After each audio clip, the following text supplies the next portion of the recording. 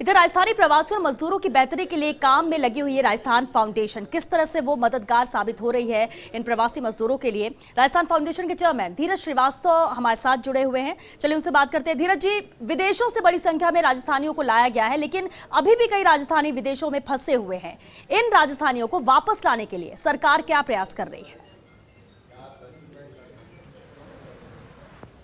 जहाँ तक विदेश से प्रवासियों के आने का प्रश्न है, मुख्यमंत्री जी की कार्यालय और राज्य के जो एनआरआई विभाग है उनका कार्यालय, राजस्थान फाउंडेशन का कार्यालय, तमाम जगह जो भी रिक्वेस्ट आ रही थी उनको भी कंपाइल करके एमईए से टेकअप किया गया है। और उनकी विदेशों से प्रवासियों को घर आने की मांग पर मुख्यमंत्री जी द्वारा प्रधानमंत्री जी और केंद्रीय गृह मंत्री से वार्ता करके पूरी संवेदनशीलता से इस पर जो है आग्रह किया गया।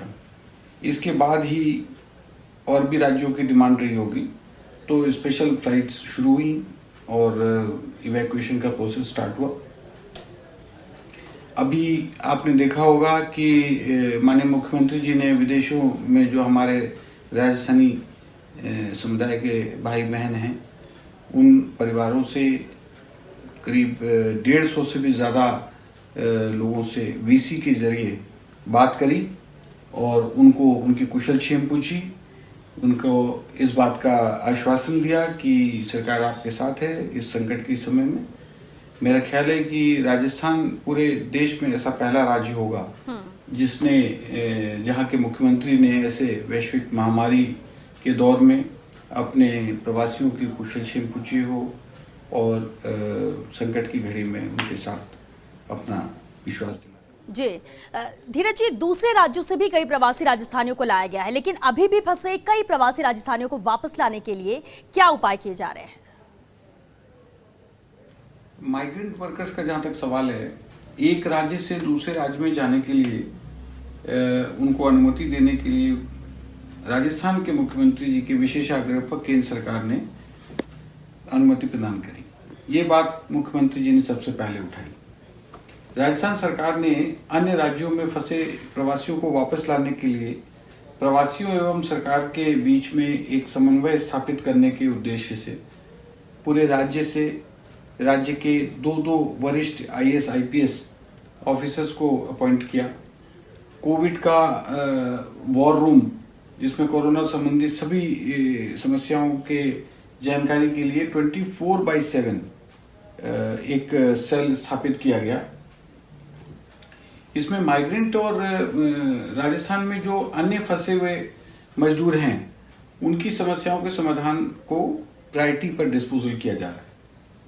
जिन जिन राज्यों में दूसरे राज्यों के मजदूर फंसे हुए हैं उनके अंदर स्वाभाविक रूप से अपने घर जाने की बेचैनी बढ़ गई है और उनको घर जाने के लिए जो भी आवश्यक अनुमति है, उनके परिवहन की व्यवस्था है, वो सब की जा रही है।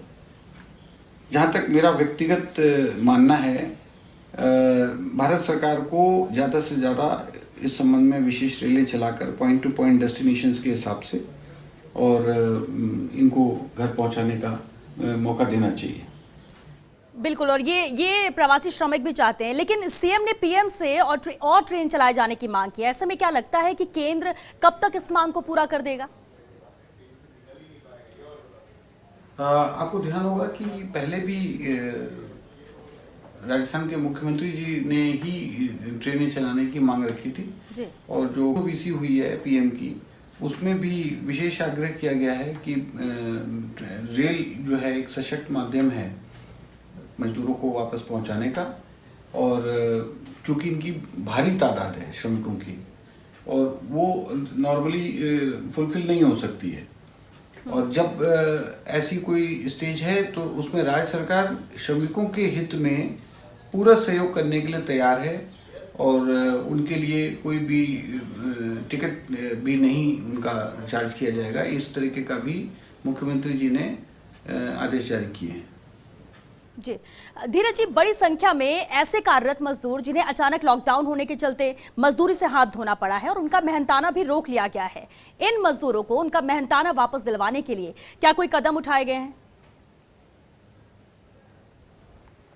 इस बारे में मेरे से ज़्यादा आप जानते हैं कि मुख्यमंत्री जी का जो संवेदनशील स्वभाव है, उसके चलते ऑलरेडी ऑर्डर्स इशू हुए हैं कि कोई भी नियोक्ता अपने यहाँ से मजदूरों को ना तो निकाल सकेगा और ना उनकी मजदूरी रोकेगा।